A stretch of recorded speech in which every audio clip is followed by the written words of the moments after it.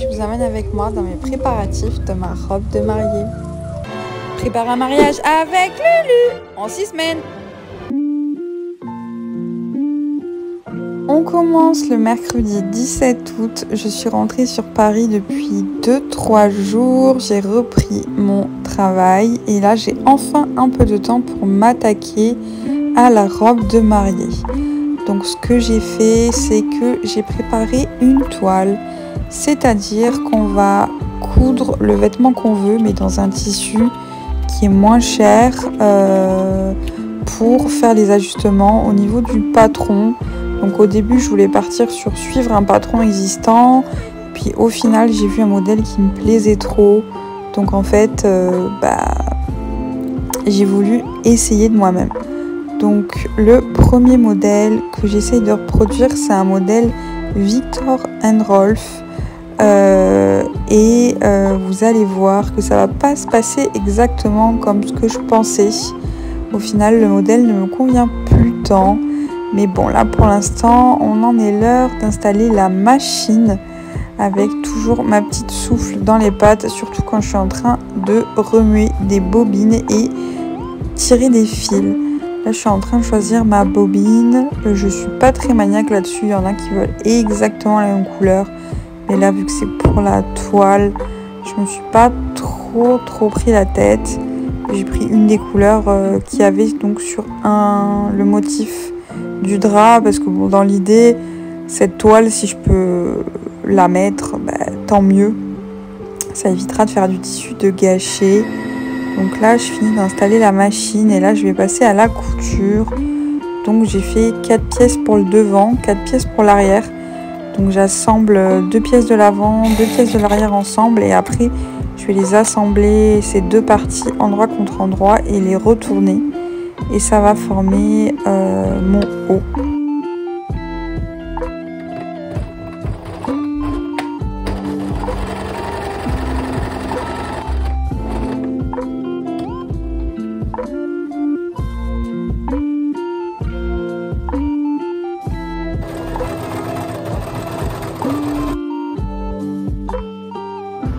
On est jeudi, je prépare mon petit café et je continue. J'aimerais que vous admiriez ma tasse car j'en suis fan. Donc j'en suis restée la veille avec une manche de posée qui était trop grande. Donc là je vais prendre ce petit objet qui est un découvite et je vais donc découdre les manches. Et au niveau du volume ça me va, mais c'est trop long. Donc là, ce que je fais, c'est que je les raccourcis et ensuite, je vais venir poser la deuxième manche.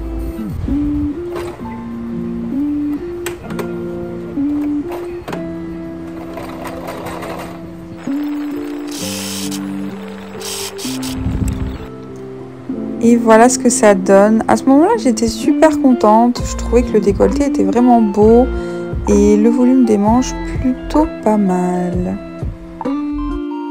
Nous sommes maintenant vendredi et je vais attacher le bas de la robe qui consiste à 2 grands rectangles qui sont froncés et que j'accroche donc sur la robe.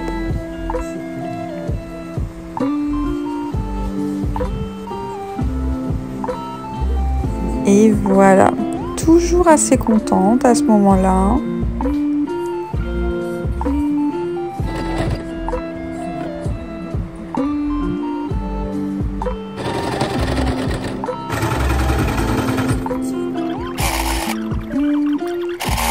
Et là, en fait, pas contente du tout comme vous pouvez le voir à ma tête. Je trouve que la robe en elle-même est jolie, mais c'est pas ce que je veux. Donc j'avais une autre idée en tête. Une autre robe que je trouve vraiment belle. Et en plus, j'imaginais facilement comment pouvoir la faire sans que ce soit trop compliqué.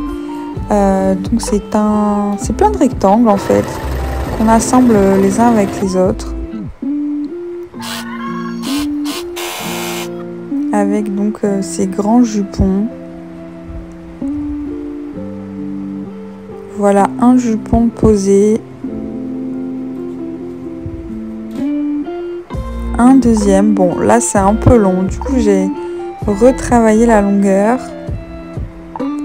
Et voilà ce que ça donne avec la bonne longueur et des épaules ajouté. Ensuite, j'ai ajouté un grand volant fanfreluche et je suis trop contente. Donc, je décide de partir sur ce modèle de robe. On est samedi. Coucou, du coup hier soir je me suis enfin décidée donc sur le modèle que j'allais faire, donc la robe orange. Donc là je file dans le quartier du marché Saint-Pierre dans le 18e pour aller acheter tout ce qu'il me faut. Coucou, du coup je suis sur la route du marché Saint-Pierre, enfin on dit marché Saint-Pierre par résumé, marché Saint-Pierre c'est juste une des boutiques qu'il y a dans tout ce quartier là.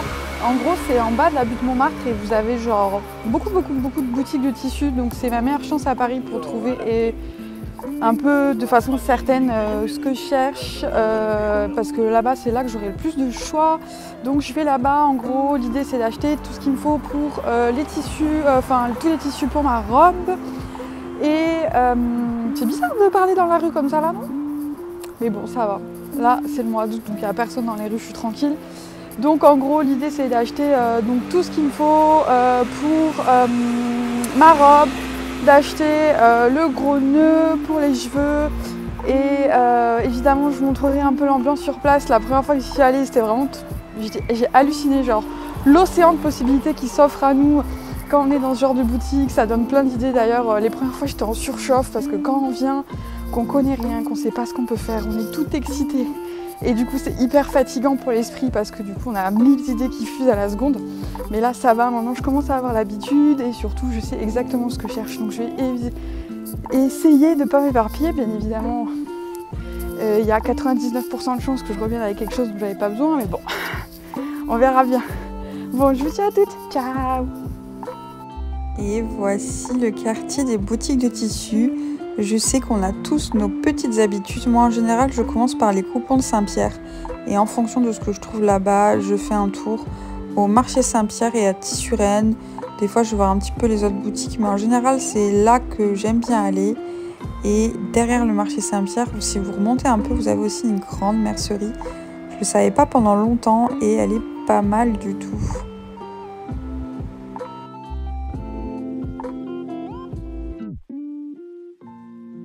Coucou, on est le lendemain, on est dimanche. Aujourd'hui je fais une petite journée tranquille. J'essaye de un petit peu me calmer parce que j'étais trop à fond et je commençais à être vraiment épuisée.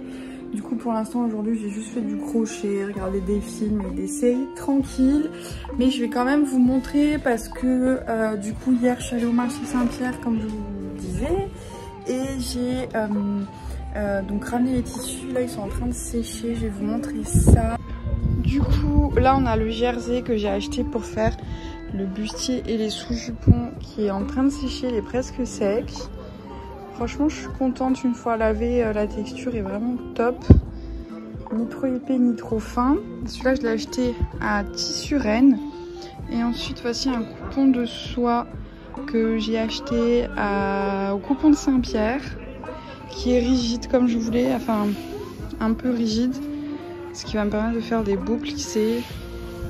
Du coup je suis trop contente. Et là vous avez une petite surprise là-dessous. Regardez qui c'est qui est là. Coucou Sou, tu dis bonjour? Coucou mon cœur. Oh là là, elle est trop belle. C'est quoi? C'est une plaisanterie. Et je vous souhaite un bon dimanche et on se retrouve, donc on s'arrête là pour la vidéo d'aujourd'hui. Et on se retrouve dans quelques jours pour le tuto sur la robe de mariée.